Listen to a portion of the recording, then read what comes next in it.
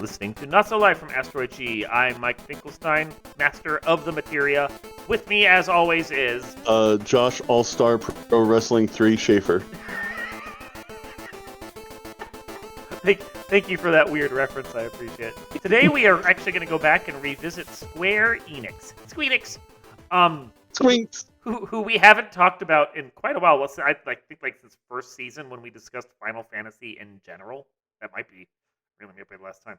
And I want to talk about it specifically because there's been some news that, working in this nerd news, there's been some news on the Square Enix front that I find particularly hilarious. They've had a number of games they've put out recently, all the names of which I can't remember honestly, that they launched to much fanfare and then 6 months later they've shut down because the live service model wasn't working, and then because they shut it down, no one can now play these games at all.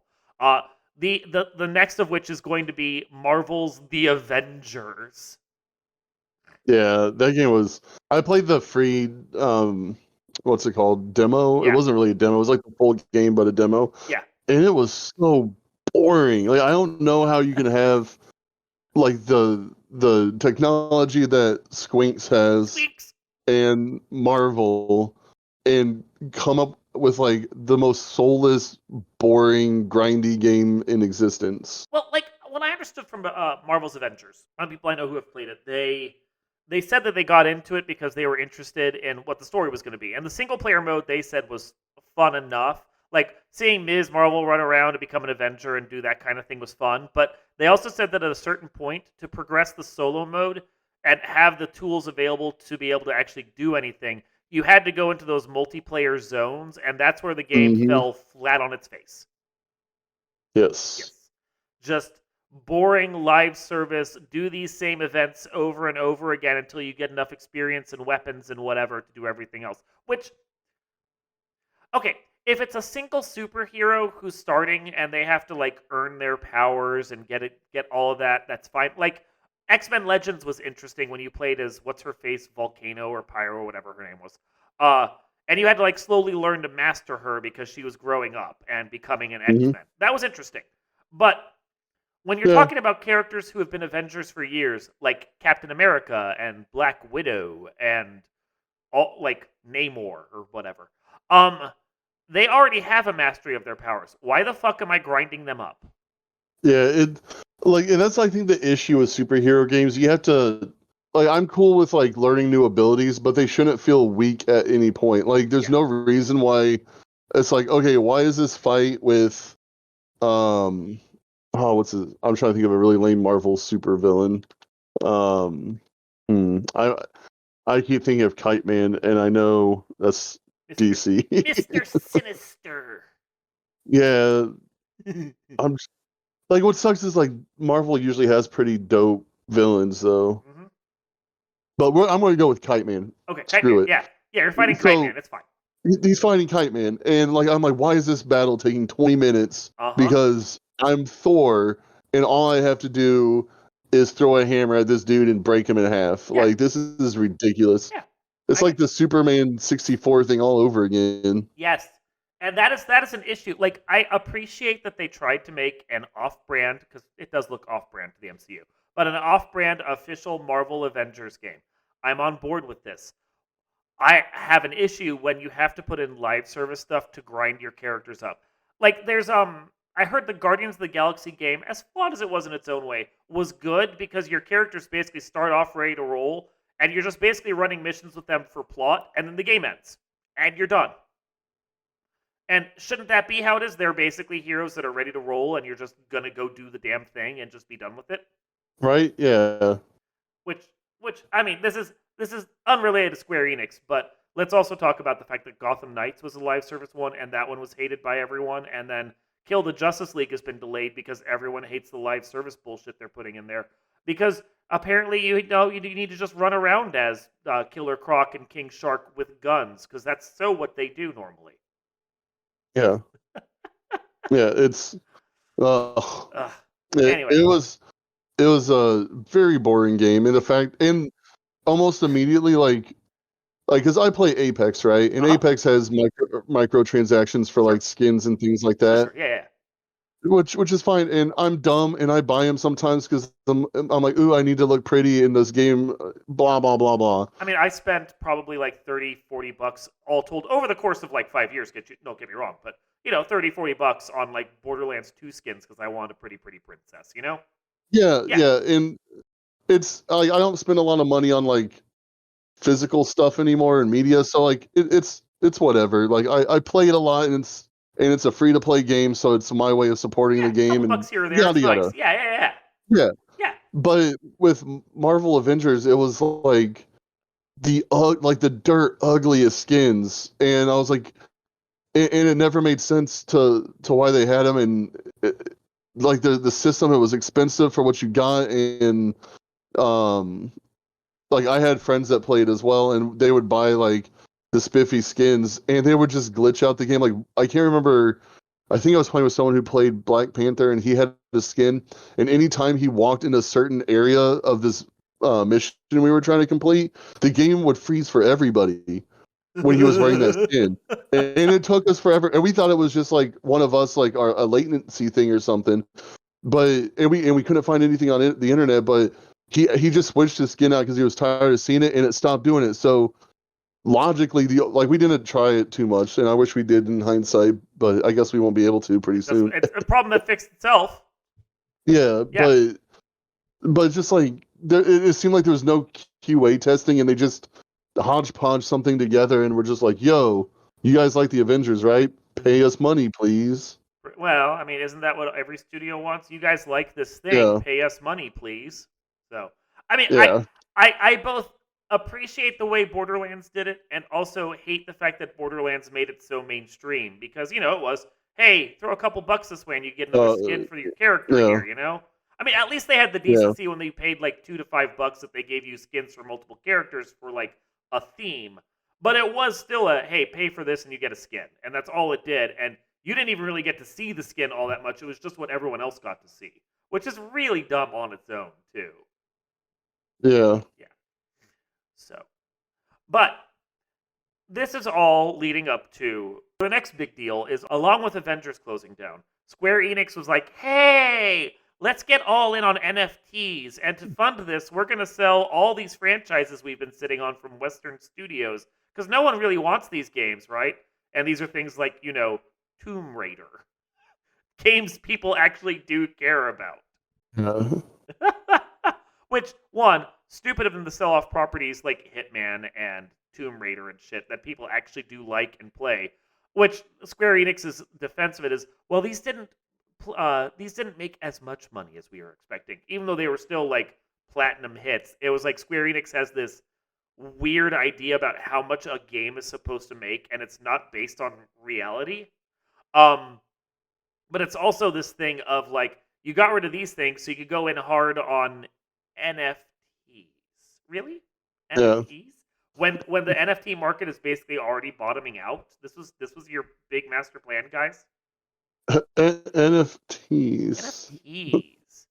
The broy Non-fungible token. Bitcoin. Yeah, the brony bit. It's not wrong. That's Yeah, no, that's you're why I call it to right. You're not wrong. yeah. So Mm-mm. I think we touched upon this in our Final Fantasy podcast, but it does feel like the second Square merged with Enix, their biggest competitor, they lost Mm-hmm. all their juice. Like it's been a downward trend ever since because they merged with Enix somewhere around what was it? Final Fantasy X? Yeah, somewhere around there. Somewhere around Final Yeah. Fantasy X. And 10 was fine, but 10 was in development for a few years, so it was kind of like, the wheels are on the Oh, train, it's going to happen. But then and I know I've bitched about this before, but then they put out Final Fantasy 11, which is an MMO, and should not have been called Final Fantasy 11. It should have just been called Final Fantasy Online. yeah, Yeah, yeah. yeah, yeah. And then of course they Which did I again. played a lot of Yeah. personally. And I don't judge you for that, but when I think Final Fantasy, I don't think multiplayer online experience.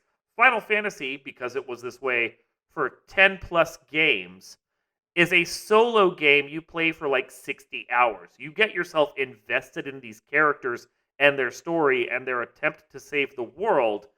Uh, and that's the Yeah. game. To put this into an online RPG where you're playing a single fucking dude who's running around in like the world of Final Fantasy. It doesn't work the same. It's not the same kind of game.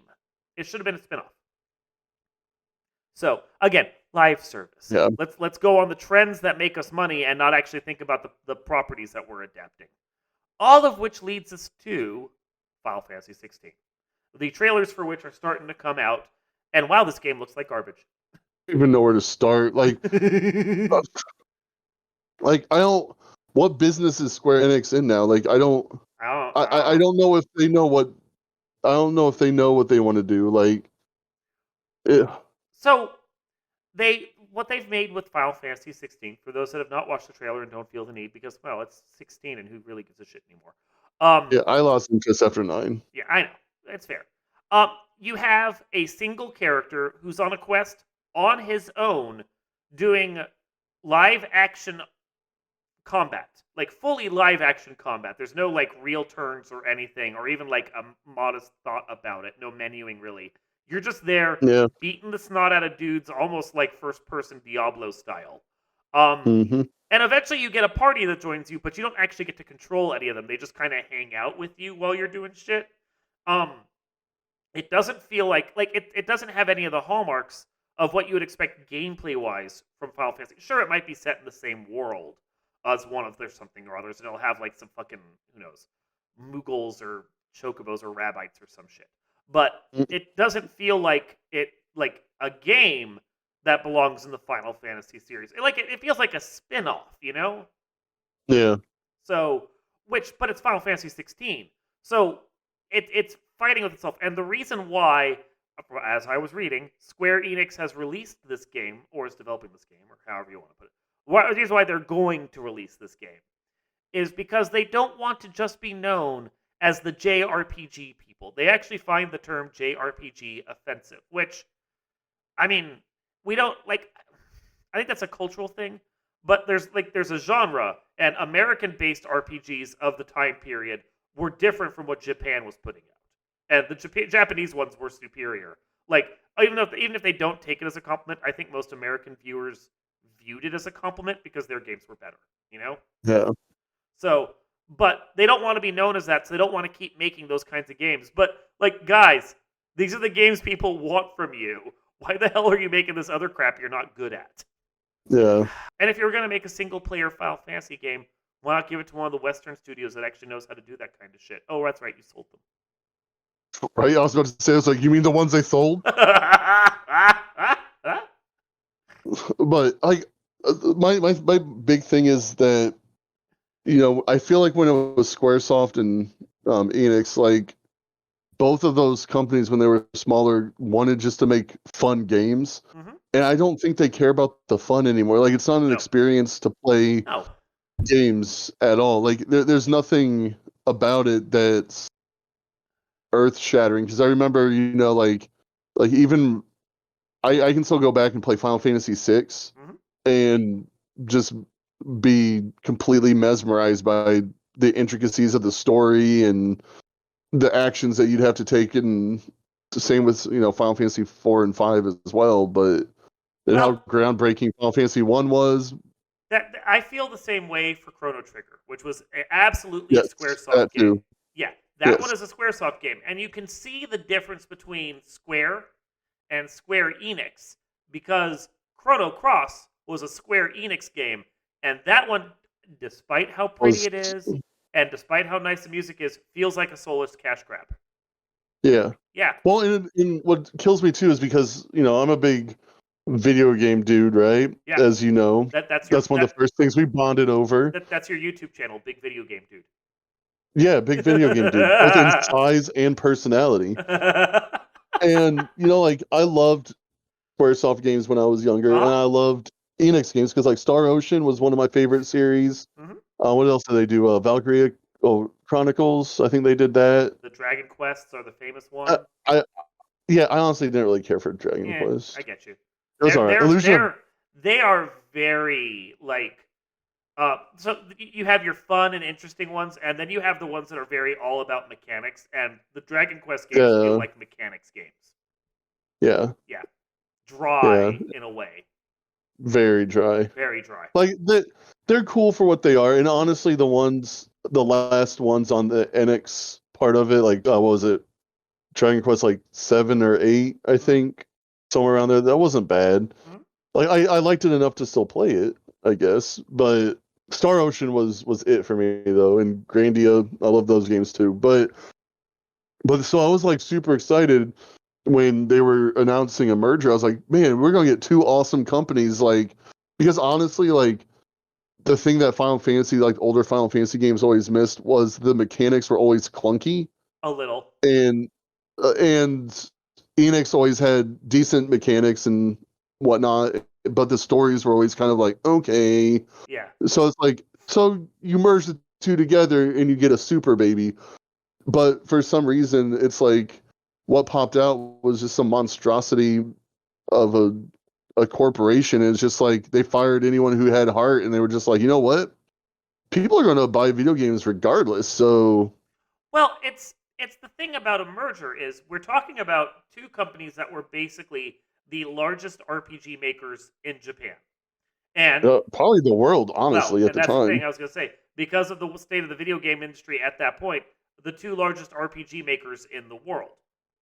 So, because of this, they were basically fighting over the same dollars. So they had to really push each other by pushing themselves to make the best games they could. Once they took out their rival by absorbing them in both directions, there was no impetus to really push themselves anymore. They had the monopoly on the RPG market. They could just, as you say, shit out whatever they want, and people are going to buy it because it has their name on there. So, Yeah, and that's what happened because when it first when the merger first happened, like I can't remember which game I bought. Hold on, I have to unashamedly look at a list of Square Enix games to remember which one it was. I had it pulled up. I was it just closed was my it stupid Theatra window. Rhythm or That might have been. Who fucking knows? the number of Um, dumb Final Fantasy spinoffs? I'm just saying. the Dirge of Service. Hey, people really like Final Fantasy VII. Let's not have it be the Final Fantasy for 7. Let's just do a lot of other games in that world. Okay, so I was right. I was going to say this, but I was like, no, I was wrong. Yeah. But Final Fantasy Crystal Chronicles was the first game, right, that Uh huh. I remember playing from them, and it was on GameCube, and Yeah. it was awesome because you could play with your friends, and it Uh was huh. kind of fun. Uh huh. Um, and so I was like, okay, this is really cool. This is what I was expecting. And then Sword of Mana came out, which was also really cool. Uh huh. If you like Game Boy games. Yep. Um, and then like I can't remember, Final Fantasy X2 came out. That's what it Yeah. was. Yeah. Final Fantasy X2 came out because, and then it was just like, what? Final Fantasy X2 to do the thought that you're trying to do. Um, does feel Yes. soulless in a way because it's the first time that they were like, "Hey, you know what? These fantasies they aren't actually final. Right? We're gonna call them Final Final. Fantasies." Yeah. If the Americans ask, it's a mistranslation. Right? Well, I mean, the whole point was this was supposed to be the big fantasy for this world. That we can have multiple of them, as goofy as that is, because each one takes place on its own world. But Final Fantasy X said, "No, man, we don't actually have to do it that way. They can be more than one fantasy on there." And then we got like the after years for Final Fantasy IV, and then like the whole fucking saga of Final Fantasy VII that came out much later. And they're now redoing it again. And then what? God, there's another one that I was thinking of that is part of that. The fucking tying in like the Avalis of Final Fantasy Tactics into Final Fantasy 12 and then doing a whole epic saga around like the world of that. Like at a certain point they just kind of lost the whole thread of what they'd been doing. Yeah. Yeah. Also Final Fantasy 12 is or Final Fantasy X2 is just stupid. I've checked it out. It like mechanically the game just does not interest me whatsoever. Yeah. Mhm. So, was that about what you were going to say? Yeah. Yeah. I just, and I'm just looking through this list of games, and I'm like, okay, this is cool because it's like, oh, Front Mission. I remember Front Mission. That was a kind of fun game. Uh-huh. And then it's just like X2. Oh, Uh-huh. okay. Kingdom Hearts Chain of Memories. Oh my Oh, god, the Kingdom Hearts games. Oh, yeah. yeah. So it's like, oh, Grindia 3. Oh, Yeah. Well, and that's the thing is like from what I've seen of their games now, they either release grind sessions or incomprehensible messes with grind sessions. Like, yeah, and I don't, and no, I'm not trying to disparage Kingdom Hearts because I know it has a very rabid and loyal fan base, it's which fine. is fine, and I appreciate it for what it was. I honestly liked the first game, which, if memory serves, the first game was a SquareSoft game, not a Square Enix game. Ugh. But I might be wrong with that. You know, that's just me going off the top of my dome. But if you need a flowchart Oh my god. to make your games make sense, and it's not a Zelda based game, like what are you doing? Like these are it's freaking Mickey Mouse and Donald Duck. You don't I shouldn't need an abacus and a slide rule to figure out 20 minutes of plot. Like Yeah. And that there it is like that because they have prequels and sequels and side quells and alternate stories, all of which actually tie into the storyline. And fucked if you're actually gonna try and figure out what the hell is going on with Sora at this point. oh she's like I there's a video game creator named Donkey who is hysterical, and you should give him a shot. I don't usually like YouTube guys, but he actually does a video on the chronology of Kingdom Hearts and its magnifique. Yeah, like comparing it to Zelda is an apples and oranges comparison, and I know you weren't really making that. No, Because it's I was meaning more so like the yeah. Well, I was just gonna say because yeah Nintendo has fully said, like, yes, there is a timeline we use, but also at the same point, every single one of these Zeldas kind of fits over top of the other Zelda, and for the yeah. longest time, they could have all just been the same game, and we wouldn't have cared. No, because Yeah, all the games are yeah. like even the worst Zelda game is still super fun to play for the most part. I really couldn't get to But Twilight Princess. oh, that's my favorite one, bro. I am honestly surprised by that because of I got to the you. wagon chase, and I spent 20 minutes trying to get past this stupid wagon chase, and I got so frustrated I set the game down and never played it again. So that's like within the first 20 minutes, right?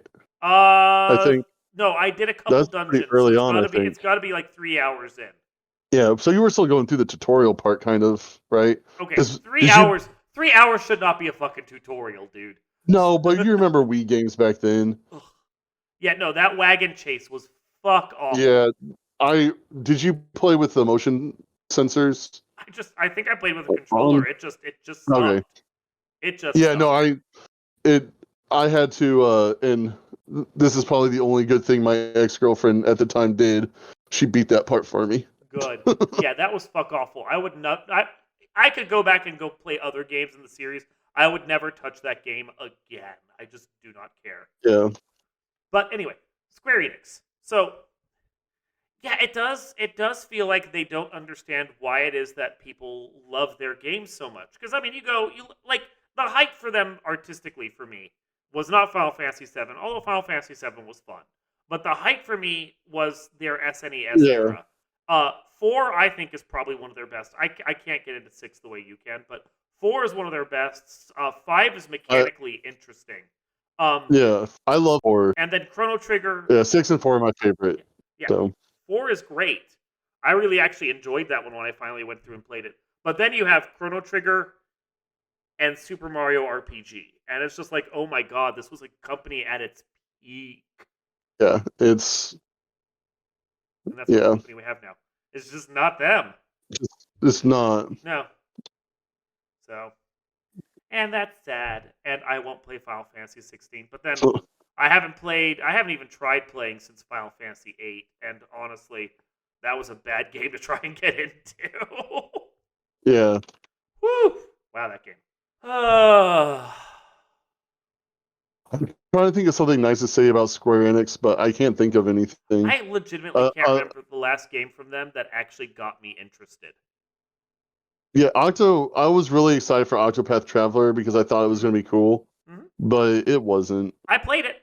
I I played. played it. Yeah, I played half the game. I think I was Mm, most of the way through the second chapters for most characters. Um and it was fine. Like this is the weird thing is normally I like story over mechanics. I'll get deeply yeah, invested in a story and the mechanics can be there as long as they let me through the game fast. I don't care how good the mechanics are. But yeah.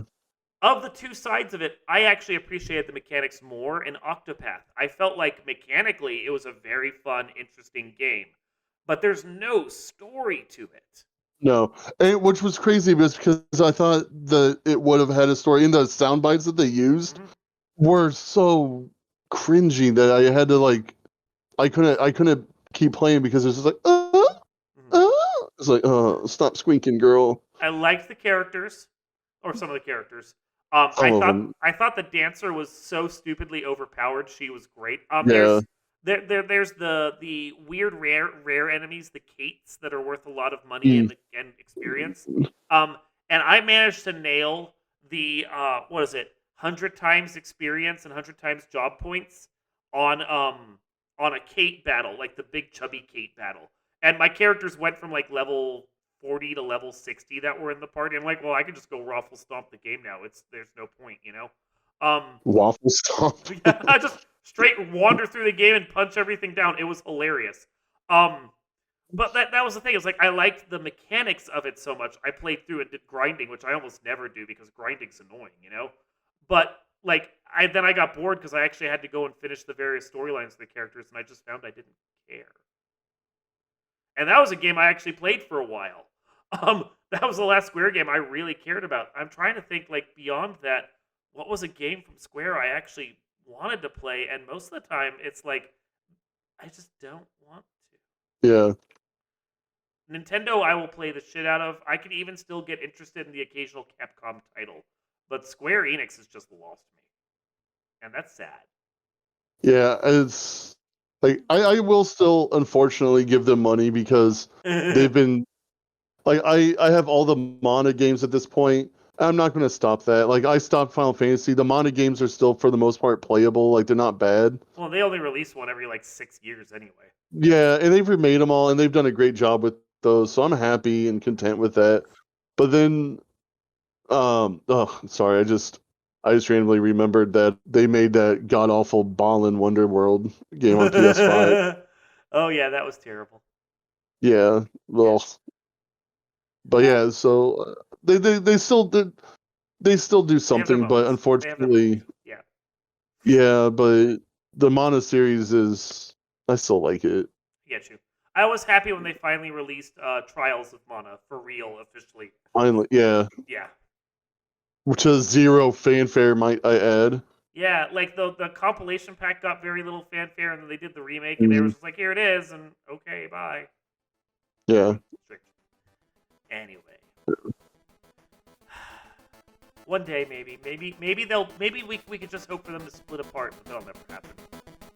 No, they just keep buying companies now. Like I think they're killing them, failing to use them properly. Yeah. Yeah. Oh well. This is a depressing podcast. I'm sorry. Hey, well, at least they still have Tomb Raider. No, they sold that. Oh, then good thing they still have the Hitman series. No, they sold that. Oh, Deus Ex? I think they sold that too. Oh, yeah. Well, they definitely still have Legacy of Kain. At least they still have Final Fantasy. They sold all those.